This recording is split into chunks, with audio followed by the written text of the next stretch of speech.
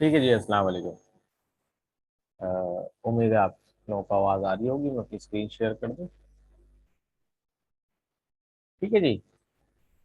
अब हम आते हैं कॉमन बेस एम्पलीफायर के ऊपर, सीबी एम्पलीफायर के ऊपर। इसकी क्या प्रॉपर्टी है? अच्छा, ये जो भी हमने पढ़ा है, common base, common collector, common emitter. Common base तो आप पढ़ेंगे। कॉमन कलेक्टर, कॉमन इमीटर जो है, ये तीनों कॉन्फ़िगरेशन है। ये कॉन्फ़िगरेशन है कि एज पर या रिक्वायरमेंट आप इन तीनों को में से किसी एक को इस्तेमाल करते हुए, किसी दो को इस्तेमाल करते हुए आप अपनी रिक्वायरमेंट के हिसाब से सिग्नल को बूस्ट दे सकते हैं। हर सिग्नल को वोल्टेज गेन की जरूरत नहीं होती, बहुत सारे सिग्नल्स को करंट गेन की जरूरत भी होती है। हर सिग्नल को करंट गेन इतना इंपॉर्टेंट नहीं होता, बहुत सारे सिग्नल्स को वोल्टेज गेन भी इंपॉर्टेंट होता है। ठीक है जी।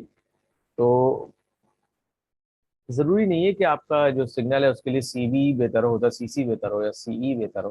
डिपेंड करता है कि आपकी रिक्वायरमेंट क्या है। ठीक है जी। Common base amplifier provides high voltage gain with a maximum current gain of 1। अब आप देखें, कॉमन इमीटर के अंदर क्या था कि करंट भी था और वोल्ट भी था। कॉमन कलेक्टर में, कॉमन इमीटर में क्या था? करंट भी था, वोल्ट भी था। करंट कॉमन इमीटर में क्या हुआ? वोल्टेज गेन 1 रहा, लेकिन करंट गेन बढ़ गया। अब इसमें क्या है? वोल्टेज गेन है लेकिन करंट गेन क्या है? 1 है। ठीक है जी। तो जो कॉमन इमीटर एम्पलीफायर है वो इसलिए ज्यादा पढ़ाया जाता है स्टार्टिंग में। उसमें दोनों फैक्टर्स आपके, दोनों एट्रीब्यूट्स, दोनों dimension of signal, voltage and current, दोनों एम्पलीफाई होते हैं। जबकि कॉमन कलेक्टर के अंदर सिर्फ करंट एम्पलीफाई होता है और कॉमन बेस में वोल्टेज एम्पलीफाई होता है। ठीक है जी। Common base amplify high voltage gain with a maximum current gain of 1. Since it has low input resistance, CB amplifier is the most appropriate amplifier for certain amplifiers where sources tend to have very low resistance output. ठीक है जी। अभी मैं आपको circuit बनाने के लिए दूंगा assignment 2 के अंदर, तो आगे देख लेंगे तो कौन सा कॉमन कलेक्टर है, कौन सा कॉमन इमीटर है, कौन सा कॉमन बेस है। अब फिर उसमें कौन से ट्रांजिस्टर जरिए उसके गेन को मेंटेन किया हुआ है। ठीक है जी। डाल्टन पेयरिंग हम देख चुके हैं, कंपाउंड पेयरिंग हम देख चुके हैं। ठीक है जी। आप उसको इस्तेमाल करेंगे, देखेंगे कि हाँ यार, ये एक कॉम्प्लेक्स एम्पलीफायर के अंदर कंपाउंड भी होती है और डाल्टन भी होती है और एक डिफरेंशियल पेयरिंग भी होती है। वो आगे आएगा इंशाल्लाह। ठीक है जी। ठीक है जी, चलेंगे हम देखते हैं। चलिए, a typical common base amplifier is shown in this. The base is the common terminal and it is at AC ground because of capacitor. The input signal is capacitively coupled to the emitter. The output is capacitively coupled from the collector to the load resistor. ठीक है जी।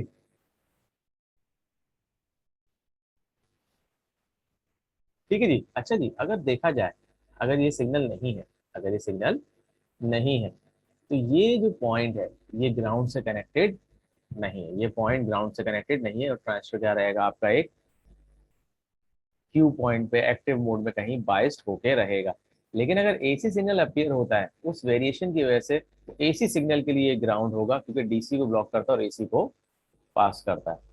तो चूंकि capacitor लगा है ground के साथ, तो सिर्फ एसी सिग्नल ये ग्राउंड तक जा सकता है, ग्राउंड को एक्सपीरियंस कर सकता है, जो ग्राउंड पे कनेक्ट होता है।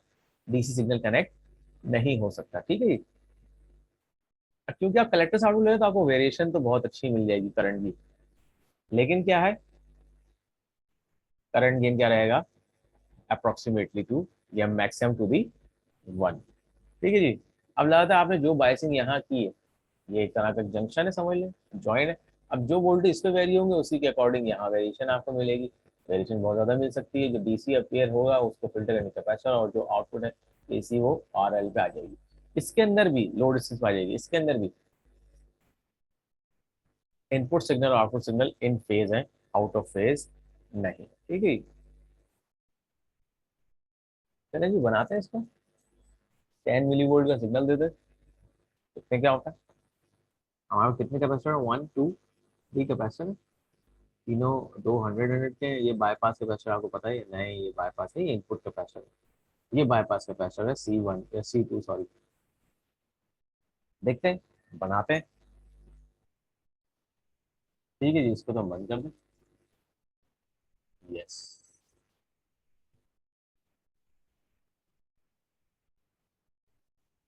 जी, न्यू है, ब्लैंक है। वीडियो को मैं देखा ना, थर्ड लेक्चर हमारा ये 36 आई थी ना।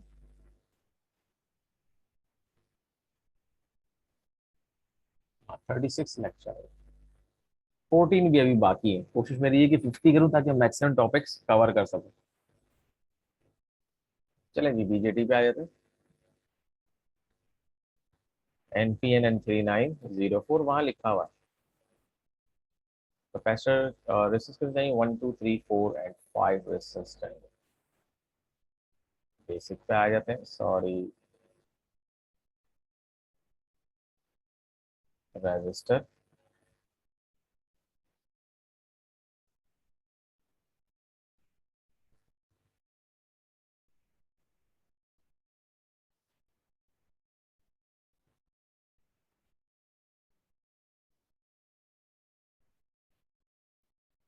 ठीक है जी।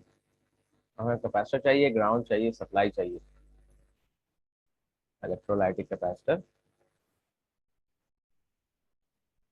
ओके। बाईपास।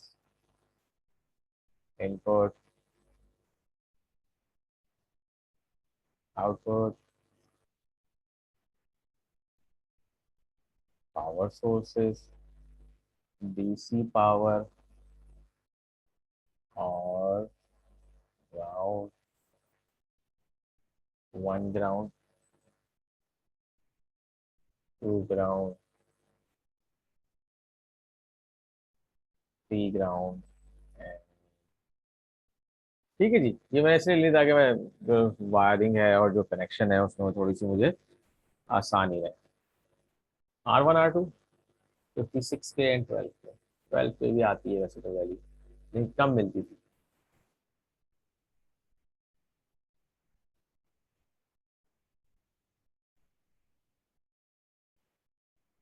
थोड़ा सा नीचे कर लें ताकि कैपेसिटर की लैग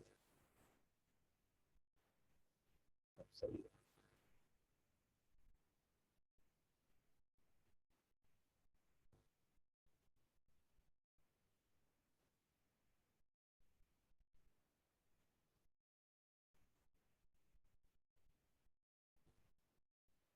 ठीक है जी, RC हो गया।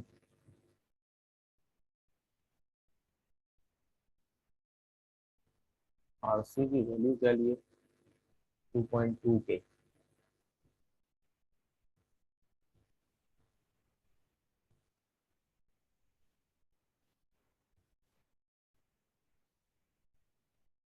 ठीक है जी।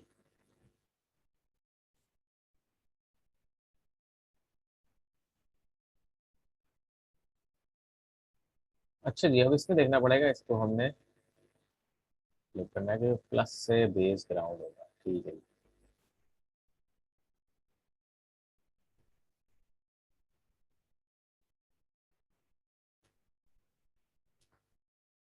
56 के एंड इट इज 12 के।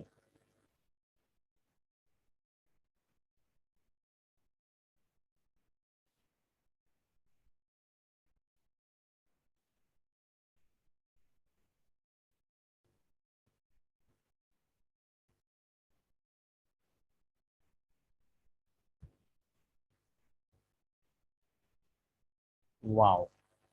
ठीक है जी। और ये आ गया मेरा कैपेसिटर, बल्कि एक ग्राउंड और चाहिए होगा, तो ये कैपेसिटर भी ग्राउंड होगा। और इसको ले जाते हैं।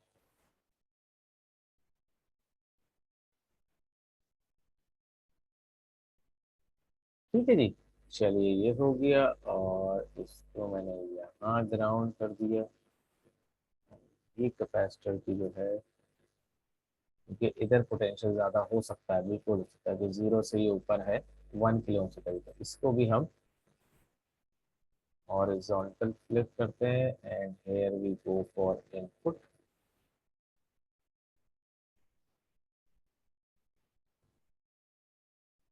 ठीक है जी। इसको कंट्रोल एस करें ताकि अगर खुदा ना खासा लाइट पर चली जाए।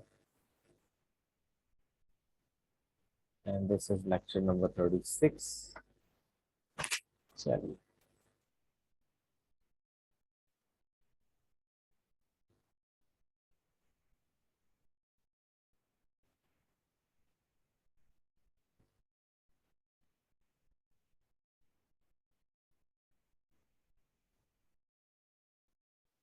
जहाँ पोटेंशियल ज्यादा है, इधर का मैं तो समझ प्लस तो सही आ रहा है। अच्छा जी, 101, वन वन तो सही है, इसको 100 कर लो, ऐसा ना हो भूल जाओ।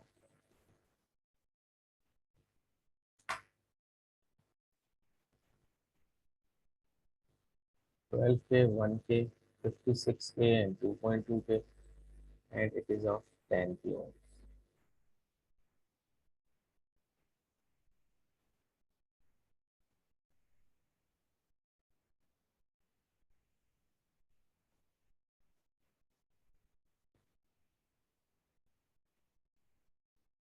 ठीक है जी, ये तो बन चुका। अब हम निकालते हैं यहाँ से फंक्शन जनरेटर, जिसे हम कर लेते हैं हॉरिजॉन्टली फ्लिप। एक रेजिस्टेंस लगाएगा 300 ओम्स की, 200 ओम्स की।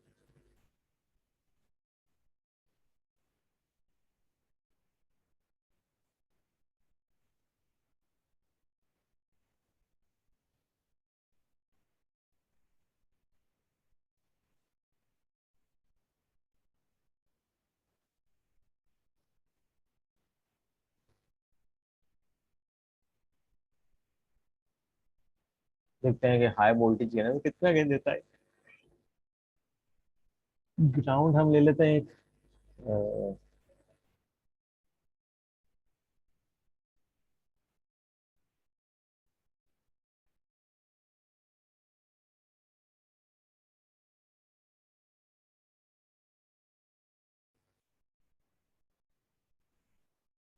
ठीक है जी, 10 मिली वोल्ट आ गया, 1 किलोहर्ट्ज आ गया, साइन वेव आ गया। अब हम इसकी आउटपुट को ऑसिलोस्कोप पे देख लेते हैं। अल्टीमेटली आउटपुट जो है वो इस पॉइंट से आएगी और रेजिस्टेंस के अक्रॉस आएगी। अच्छा जी, आउटपुट रेजिस्टेंस जो है वो है 10 किलो, ताकि वोल्टेज गेन मैक्सिमम दिखे। कम करेंगे तो वोल्टेज एम्प्लीट्यूड हो जाएगा, या अटेनुएट हो जाएगा, क्लिप हो जाएगा, कट जाएगा, जाया हो जाएगा ऊपर से। ठीक है जी, चलिए, हो चुका है। और इसे हम रन करते हैं, देखते हैं कैसा रिजल्ट आता है।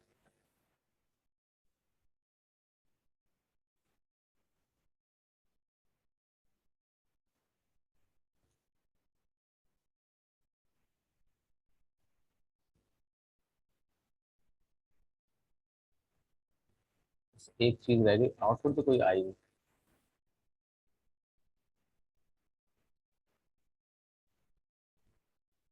ठीक है जी, अब हम एक काम करते हैं, इसको हम बढ़ाते हैं, करते हैं 100 पे। अब देखते हैं।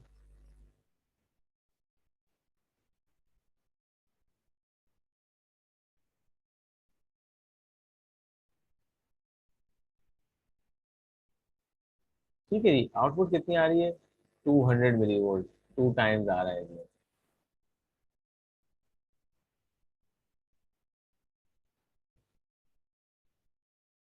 गेन बढ़ रहा है, मैं इसको ले जाता हूँ 300 तक।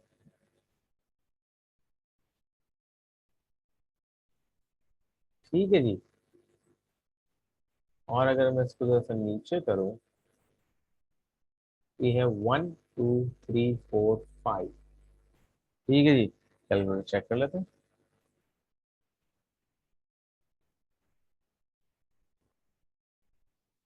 5 कर लिया, ऊपर वाले हमने पी का भी थोड़ी छोड़ दी।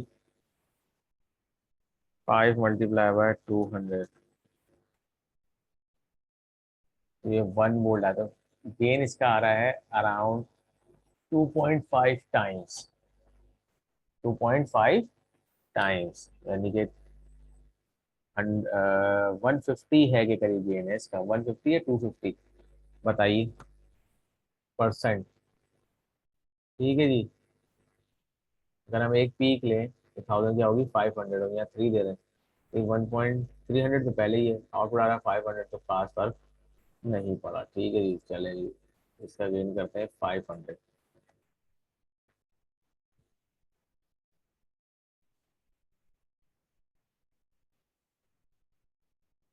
अब भी क्या है इसका, 1 2 3, 3.2 मल्टीप्लाई बाय 5,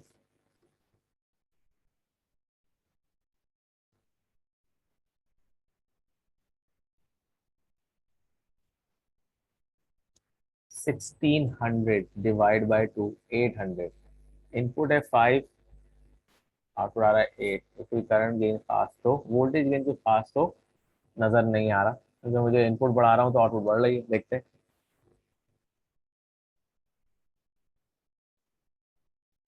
इसकी फ्रीक्वेंसी बढ़ा दे थोड़ी सी।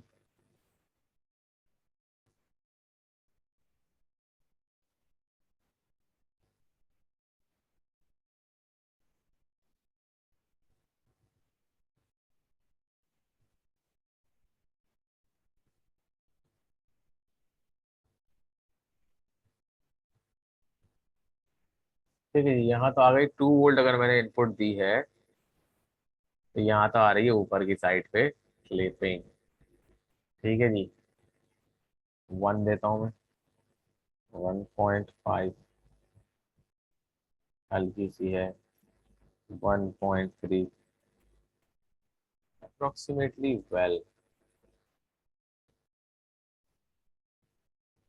लेकिन बात हुई है कि 1 2 3 यार, 1.5 वोल्ट गेन, गेन तो कुछ खास इसमें वोल्टेज गेन नजर तो नहीं आ रहा। हम कैसे जस्टिफाई करेंगे उस स्टेटमेंट को कि जो उन्होंने वहां पे दी हुई है। होता ट्रांसफर का बीटा वेरी करे तो चीज बेहतर हो जाए, ये भी तो हो सकता है। अच्छा, एक काम और हो सकता है कि इसको मैं स्टॉप करूं।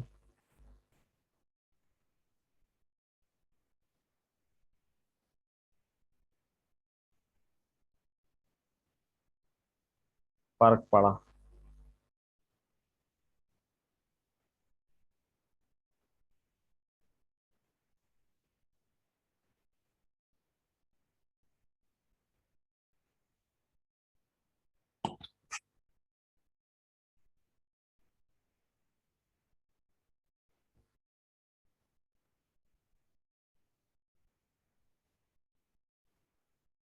तो एडजस्ट में अब आ रहा है 1 वोल्ट, 1 2 3, 1.5 वोल्ट। हाँ, अब देखें गेन एडजस्ट हो गया। क्यों मैंने यहाँ पे ये रेजिस्टेंस एडिशनल लगाई हुई थी ना, सिस्टम की इम्पीडेंस बनाने के लिए, दिखाने के लिए। अभी 100 वोल्ट लेके अराउंड 1.5 वोल्ट पीक दे रहा था, 15 टाइम्स गेन बढ़ गया। ठीक है जी, स्टॉप करते हैं।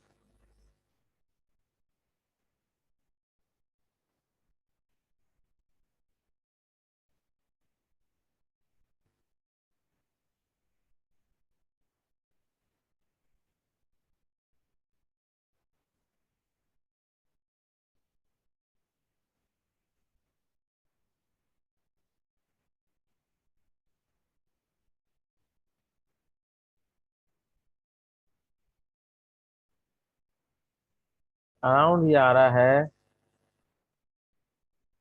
1 वोल्ट पीक टू पीक आएगा ये, 2 वोल्ट पीक टू पीक। ठीक है जी, अगर ये आ रहा है और ये कितना है, 1 2 3 4, 4.2,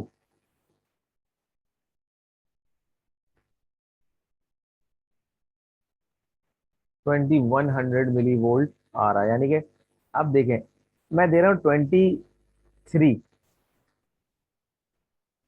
ठीक आ रहा है 100 टाइम्स गेन बढ़ा के दे रहा है। ठीक है जी, मैं इसको 21 ही कर लेता हूँ ना।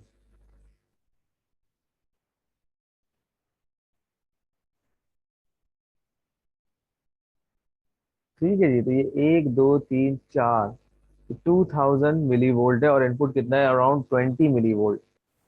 ठीक है जी, तो क्या हुआ इसके अंदर, गेन कितना है, 21 millivolt and 2 volt, 100 times gain है, कितना है, 100 टाइम्स गेन है, गेन बहुत हाई है इसका। ठीक है जी, तो हल्की सी भी वोल्टेज वेरिएशन के ऊपर आप इसके आउटपुट में वेरिएशन देख सकते हैं। इसका मतलब ऐसी जगह पे जहाँ पे बहुत लो वोल्टेज आ रहे हैं या आउटपुट बहुत लो है, इस मतलब आपको हाई इम्पीडियंस एम्पलीफायर चाहिए जो कि उस इनपुट सिग्नल को वेस्ट ना करे बल्कि उसको एम्पलीफाई करके दे दे। अगर उसी की इम्पीडेंस लो होगी तो वो सिग्नल बजाय एम्पलीफाई होने के बायसिंग सर्किट के अंदर ही कहीं ना कहीं कंज्यूम हो जाएगा।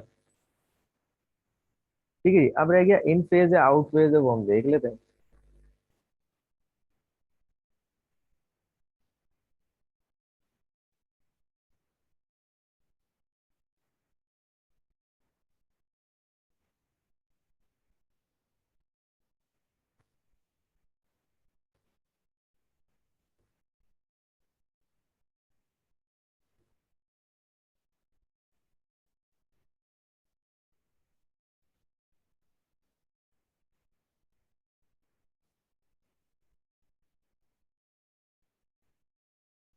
ठीक है जी, तो ये है तकरीबन 1.8, 1.6 है, मल्टीप्लाई बाय 20,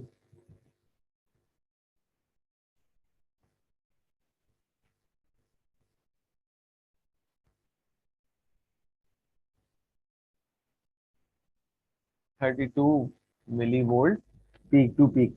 तो ये राउंड ऑफ बता रहा है हमें तकरीबन 16 मिली वोल्ट, और आउटपुट आ रही है 1000। इसका मतलब अगर मैं इसको 0 ohms कर दूं,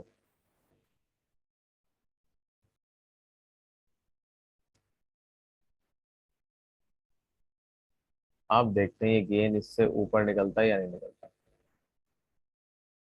निकल गया भाई, गेन निकल गया ऊपर।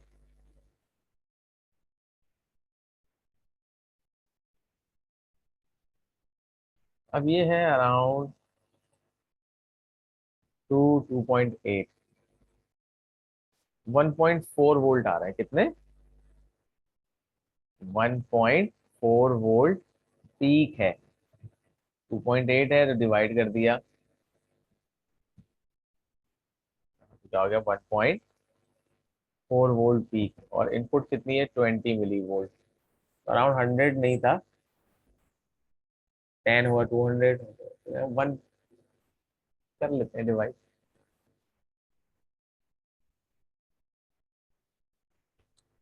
1600 डिवाइड बाई 21, 76 टाइम्स आपका रिजल्ट बढ़कर आया। तो खैर अच्छा गेन है, अच्छा गेन है। जहाँ पे हमारा 2 टाइम्स, 3 टाइम, 10 टाइम, 15 टाइम आता है, इसमें गेन कितना है? Around 76 times. इसका बीटा कितना है? 76।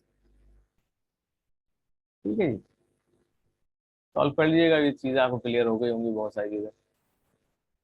अरे वाह, ये देखिए हमने बगैर देखे ये रिजल्ट निकाला। अराउंड 76 है, 190, और ये कितना है? 3। इसका मतलब हम लोगों ने बगैर देखे सॉल्व किया तो हमारे पास ये गेन बराबर आया।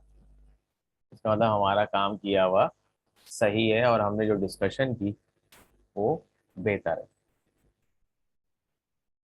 ठीक है जी, चलिए जी, अब आ जाते हैं multi stage voltage gain. Multi stage से क्या मुराद है?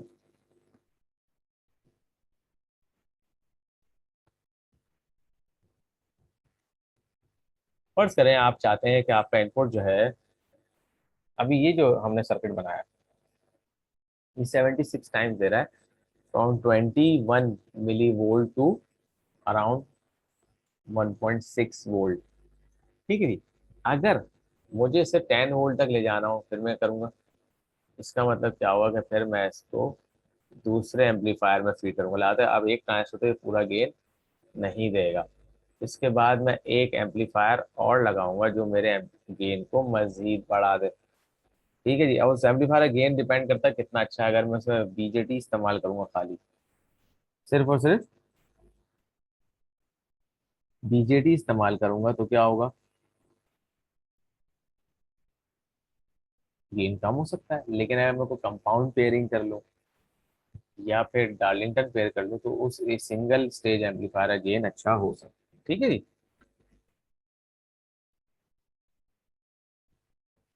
अब क्या हुआ, उन्होंने पहला एक एम्पलीफायर बनाया, वो भी क्या है, कॉमन एमिटर एम्पलीफायर। ठीक है जी। तो उसकी फर्स्ट स्टेज की आउटपुट सेकंड स्टेज के इनपुट में डाली। फिर क्या हुआ, जो इनपुट थी वो कुछ गेन यहाँ आ गया हुआ, अब वो गेन बढ़ के जब इसे मिला तो उससे ज्यादा गेन इसने दिया। अब इसमें देख लेते हैं, एक आध बना लेते हैं इसके अंदर सर्किट, देखते हैं, एग्जाम्पल में नहीं है, इसी सर्किट को बनाते हैं 3904 के साथ। और फिर हम आहिस्ता आहिस्ता देखेंगे कि हमारे पास गेन कितना आया दोनों के ऊपर। ठीक है जी।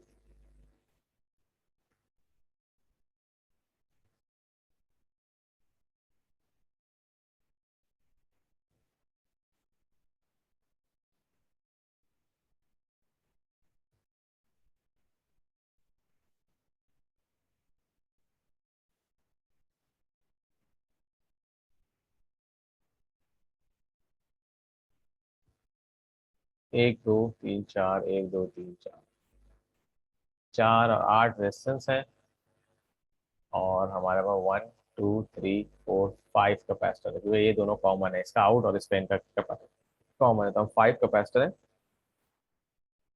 एंड एट रेजिस्टेंस है। चले।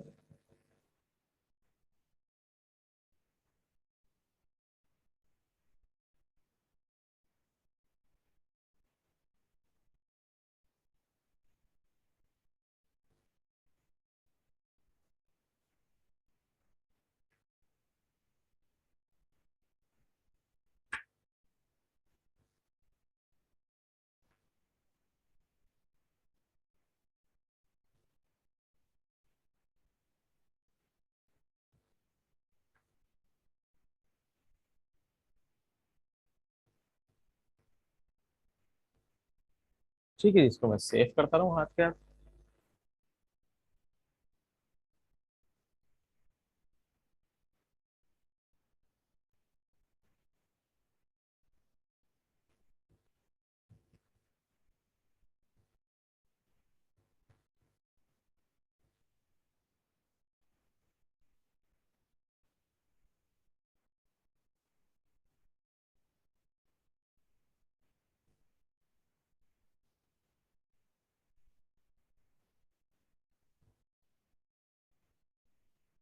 थोड़ा टाइम लगेगा भाई, जो प्लेस वैसे ही होता है ना। मुझे इसको रोटेट।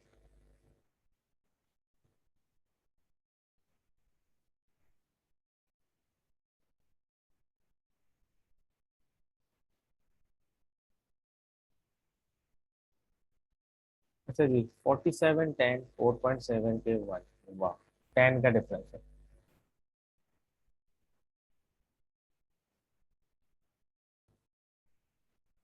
47 के एंड दिस इज 10 के, दिस इज 2.7 के, और ये वन के, ये तो समझ में आ रहा है। ठीक है जी, सेम वही कॉन्फ़िगरेशन है, बस क्या है कि हमने दो एम्पलीफायर लगा लिए, स्टेजेस बढ़ा ली।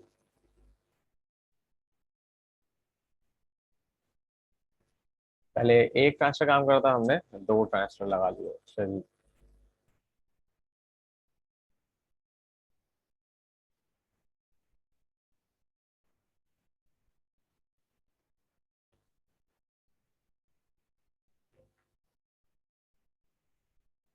ठीक है जी।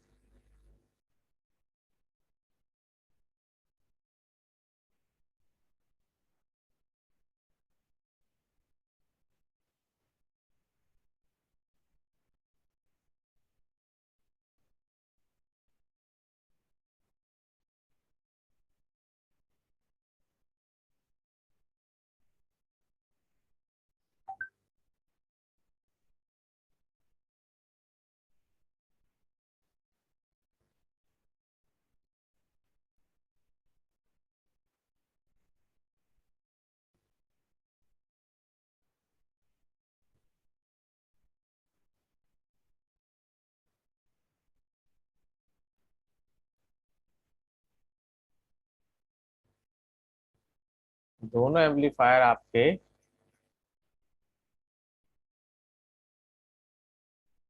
आइडेंटिकल हैं,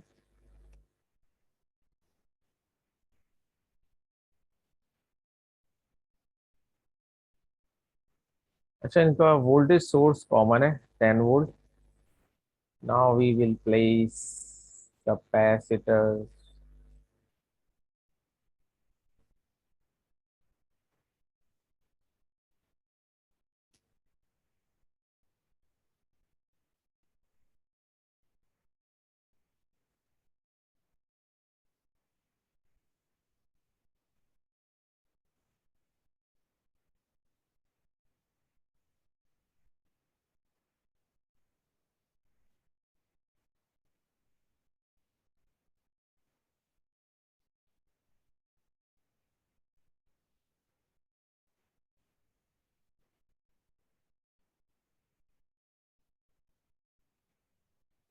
ठीक है जी। अच्छा, ये मैं चाहता तो मैं इधर भी लगाया था, बात बराबर ही थी, लेकिन बस फिर कॉन्सेप्ट का मसला आता है। ठीक है जी। 100 माइक्रोफारेड कैपेसिटर है। ठीक है जी, 100 माइक्रोफारेड कैपेसिटर और one one one one one. तो इधर हायर, इधर लोअर, इधर हायर, और इसको मुझे रोटेट, फ्लिप करना पड़ेगा। ठीक है जी।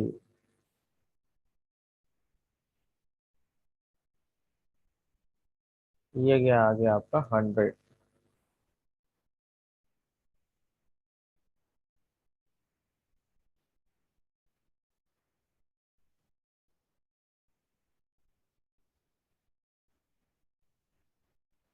ठीक है जी, इसको भी मैं 100 कर दूं। अच्छा, अब इसकी आउटपुट मेजर करने के लिए हमें एक हाई इम्पीडेंस चाहिए, तो मैं यहाँ पे रेजिस्टेंस लगा लेता हूँ, जो कि बहुत ज़्यादा हाई वैल्यू की हो जाए। और इसको मैं रोटेट कर देता हूँ।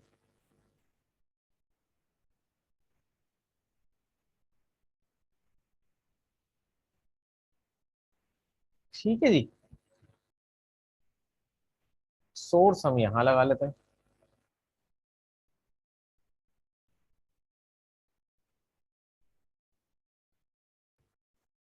एक ग्राउंड आ जाएगा।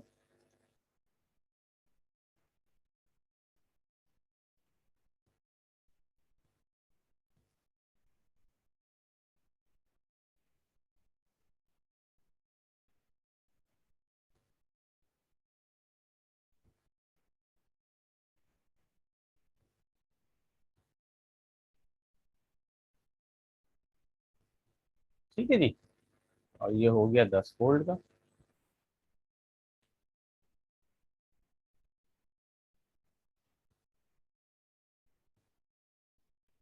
ग्राउंड ले लूंगा, दो तीन। 1 2 3। इनपुट के लिए ठीक है जी।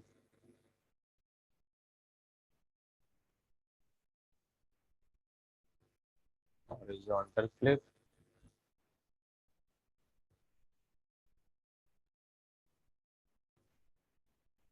ठीक है जी। अब वही है कि हम इसको देते हैं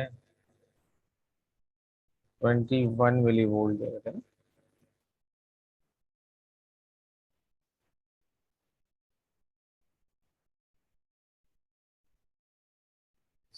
कि लोड रेजिस्टेंस हम निकाल लेते हैं।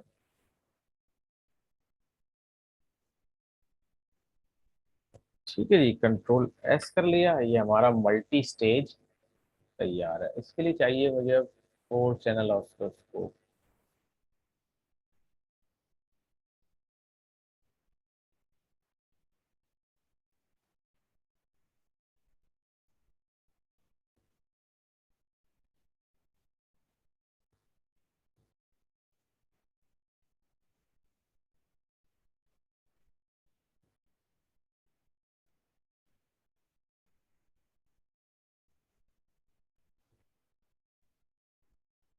ठीक है जी। कलर चेंज कर लेते हैं इनका।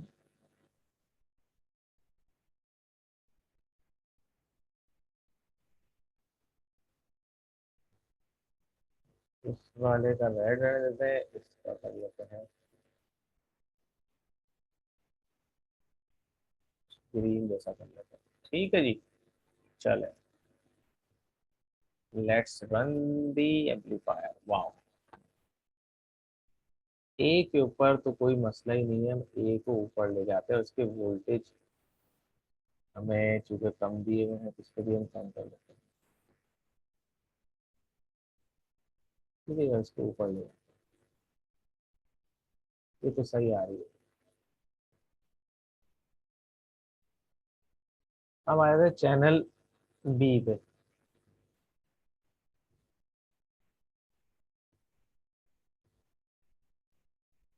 और चैनल सी पे, सी को जरा सा हम नीचे ले आए।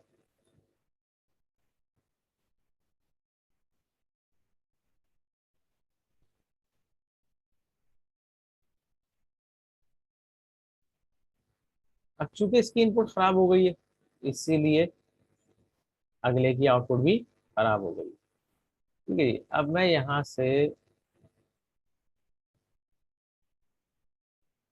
वोल्टेज कम कर दूं,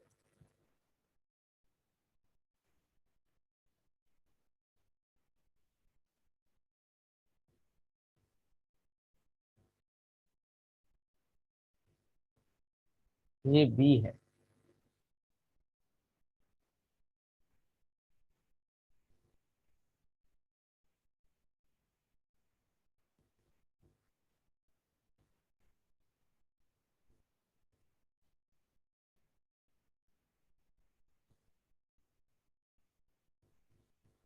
अभी भी देखें आप, ये क्लिपिंग अभी भी अवेलेबल।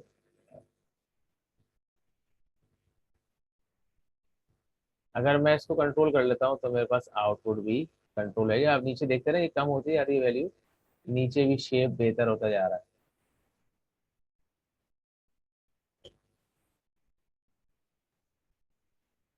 ठीक है, इसको करता हूँ 500, इसको कर दें हम 400, ठीक है जी। अब सबसे पहले तो ए के ऊपर रीडिंग लेके आए हम, ये कह रहा है भाई मुझे 50 नहीं चाहिए, अभी बी पे।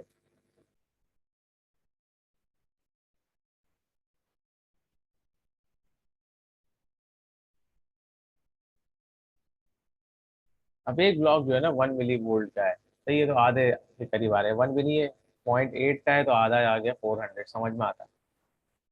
रेड वाला जो है भाई वो है 20 का, इसका भी एक ब्लॉक और बढ़ा लेते हैं, ताकि मैं इसको, 50 का आ रहा है तो आउटपुट आ रही है 25 मिली वोल्ट, 400 लेके 25 मिली, तो वही बात आ गई, तकरीबन 5 टाइम्स 6 टाइम्स गेन बढ़ गया। अब ये आउटपुट जो है हमारी सी की, वो है 10 वोल्ट पे, ये 8 वोल्ट पे, तो कहाँ माइक्रो वोल्ट इन है और आउटपुट वोल्टेजेस के अंदर है। मैं इसको और कम करता हूँ ताकि मेरे पास ये आ जाए 300 ताकि वेव फॉर्म मेरी बेहतर हो सके। देखिए वेव फॉर्म थोड़ी सी बेहतर हो गई। अब चूंकि ये क्या है, इनपुट है, इस ट्रांजिस्टर की आउटपुट रेड वाली है वो आउट ऑफ फेज आ रही है, और क्योंकि इसमें आउट ऑफ फेज जा रही है, तो अगला भी क्या है ट्रांजिस्टर से, तो क्या है वो भी आउट ऑफ फेज आ रही है। लेकिन ये दोनों सिग्नल, यानी कि C1 पे जो आ रहा है और C4 से जो निकल रहा है, ये बोथ आर इन फेज, क्योंकि हमारे पास दो दफा इन्वर्जन हो चुकी, एक ट्रांजिस्टर 1 ने इन्वर्ट किया, फिर ट्रांजिस्टर 2 ने इन्वर्ट करके वो असल शेप पे आ चुके। तो आप खुद देख लें, तकरीबन ये है, इसको मैं बढ़ा लेता हूँ, 5 वोल्ट है ना,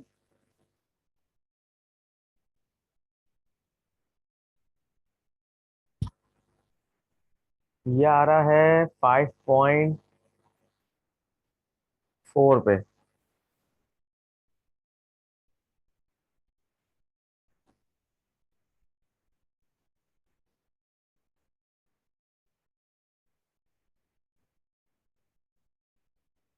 1.4 मल्टीप्लाई बाय 5,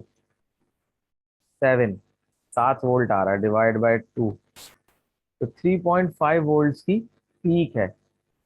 3.5 वोल्ट की क्या है, पीक है। ठीक है जी। अच्छा, ये 3.5 वोल्ट की इसकी पीक है। ये क्या चीज है, इसको भी मैं नीचे कर लेता हूँ थोड़ा सा, तो रन करूँ, बी पे लेके आऊँ।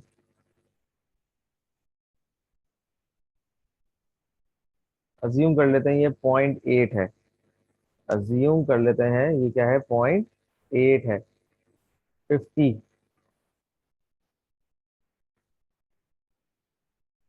0.8 मल्टीप्लाई बाय 50, तो ये आ रहा है 40 वोल्ट। यानी कि डिवाइड बाय 2, 20 मिली वोल्ट से लेके वो कहाँ जा रहा है, कितने वोल्ट तक, आप खुद हिसाब लगा ले। ठीक है जी।